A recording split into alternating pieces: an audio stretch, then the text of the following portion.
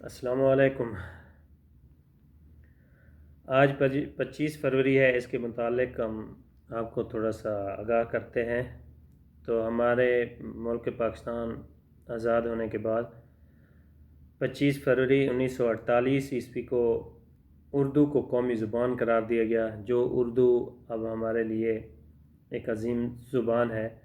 پاکستان میں یہ زیادہ بولی جاتی ہے، ہندوستان میں بھی بولی جاتی ہے، تو یہ اب ایک قومی زبان بن گئی ہے۔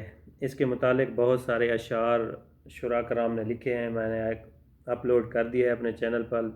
مکمل ویڈیو دیکھنے کے لیے ہمارے چینل کو سبسکرائب کریں، بیل آئیکن کو دبائیں اور وہاں پر جا کر سن سکتے ہیں۔ تو ایک اشعار میں آپ کو ادھر اسی ویڈیو میں عرض کرتا ہوں۔ اردو جس کا نام ہمیں جانتے ہیں داغ، اردو جس کا نام ہمیں جانتے ہیں داغ، ہندوستان میں دھوم ہماری زباں کی ہے، ہندوستان میں دھوم ہماری زباں کی ہے۔ ایک اور شعر بھی آپ کی میں عرض کرتا ہوں۔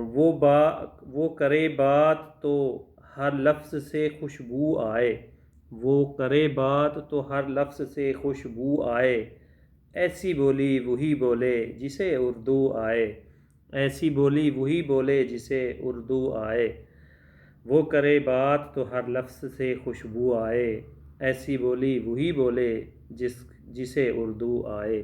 السلام علیکم۔